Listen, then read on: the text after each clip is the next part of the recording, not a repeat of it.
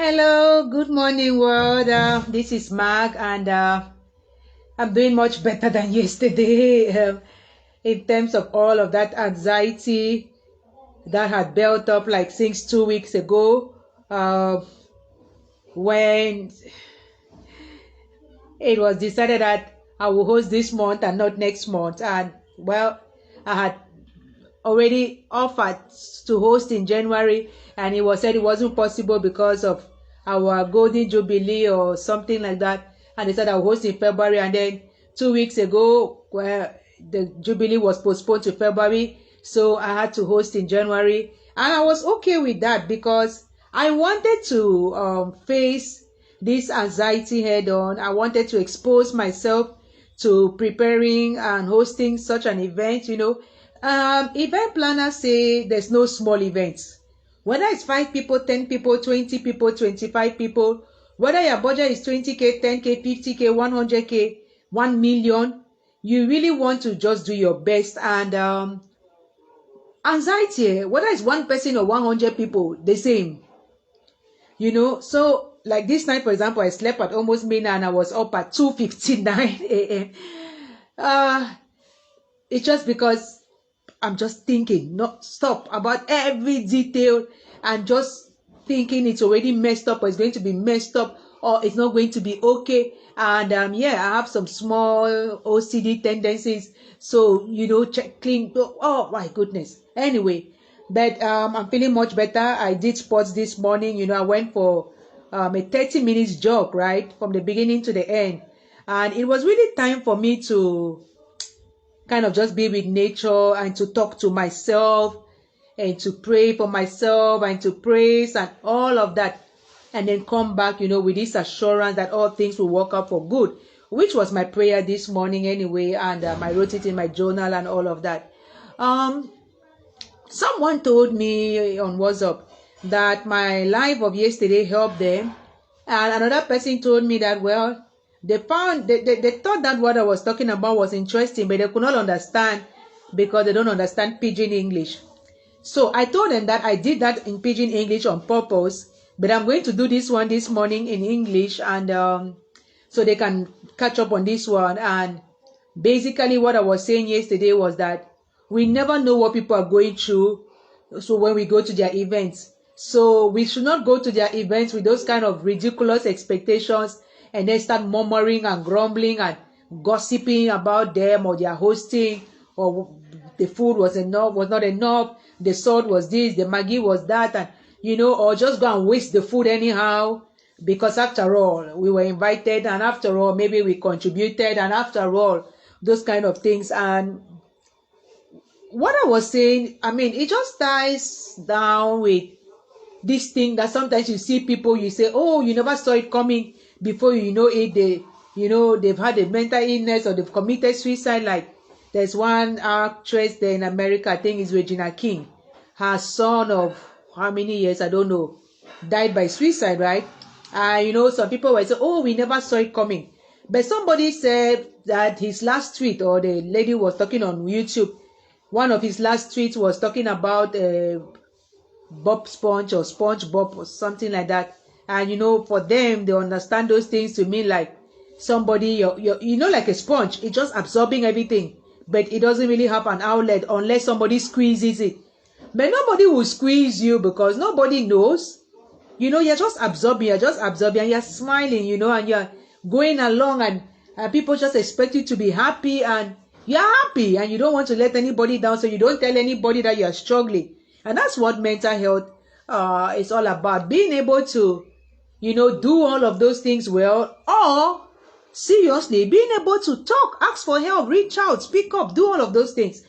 And I just realized that if I don't use my personal experiences, who am I deceiving? I need the help myself, and I need to be able to cope. And one of the best ways to cope is actually to let it out. Don't absorb things. Don't become a sponge. Just be absorbing. And then what? There's nobody who will squeeze you, or they will squeeze you the wrong way, and before you know, you are taking yourself out. So preparing to host an event when you're dealing with anxiety is different from other people. People are there who host thousands of people every day, who have event planner organizations, or businesses and all of that, yeah, they might deal with anxiety, they might not, and they know how to deal with it or to cope. But if you're just an ordinary person like myself and it's not your business to be hosting events and stuff like that, the one that comes, you start panicking, you start fretting, you do things over and over, you draw that list. They just told me now that charcoal will not be enough. I have to run and go and buy charcoal. I did not think about that. I still have to get the water. I still have to get the ice and stuff like that. Yeah, I'm calm because really things have been going on like smoothly. And this morning, one issue was clean up, don't clean up, clean up, don't clean up. I'm like, I can't get into that kitchen with this field. So stop. We stop cooking. It's not just about the cooking. It's about the cooking in a clean environment. Because I don't know how people bring down their kitchen and then after start washing everything. For me, it's like as you use, wash, as you use, wash, as you use, wash. And but you know, that's my preference. Other people have their own preferences. And sometimes when you are doing things all alone, I mean, you can take your time and do your things you all alone. But when you have help, because I could not do this all alone, right? 2, 3 people come to help you. Well, they have their own styles, and it's not today that are going to change. So you also have to, you know, talk to them nicely about it, and at the same time, breathe and tell yourself, well, I will not die if the place is not as sparkling as after all. That's what I wanted to just put out there this morning before I go to buy the charcoal. And after I go to buy water, and then I buy ice, and that is it. And then, well, I also have to do some cooking myself. Not much, but by grace, I'm going to do it. And then hopefully they will come when everything is okay. As far as logistics is concerned, everything is set up there. So, yeah. When you do that small like that, then the end results are not going to wear you out as much as if you let everything be until last minute. Then you are all over the place and you are tense and you are angry and you are talking to people anyhow. And those are the kind of things I'm avoiding. That's why I just came to sit me in my room. You know, finish the first part there. I don't want to be around too much. So let me step out and go and buy the charcoal. The things to be done are on the board so everybody can see, or I myself, I can check in. And then by God's grace, really, I now realize that even my hand has been building up to this day. Okay, well, so if you or someone you know, right, battles with anxiety, has some panic and all of that, especially when they have to organize an event or host and stuff like that, maybe you can share this video with them or, you know, stuff like that. Until then, I don't know when I'll do the next update, but anyway, this evening you're going to hear from me how everything went. I give God all the glory for everything, because the more I know him, the more serenity I have, and the more, you know, angels I meet on my path, and the more things I know to do, right? For example, prayer.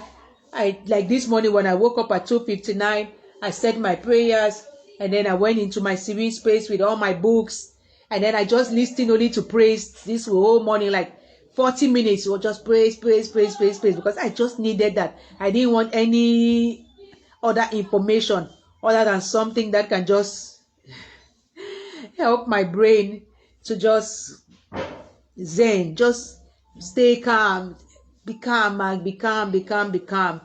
And so I did some reels on the ministry page. All of those things are for myself above all, so, you know. And by grace, my nugget today for my daily vlogs as I'm on this abstinence with commitment journey was woman of faith. Those things just come like that. It's not like I planned them for 7 days ahead, 3 days ahead. No, they can come for a few days. They can come on the eve. They can come in the morning. I just find something. Either I've learned something before or I'm learning something and all of that.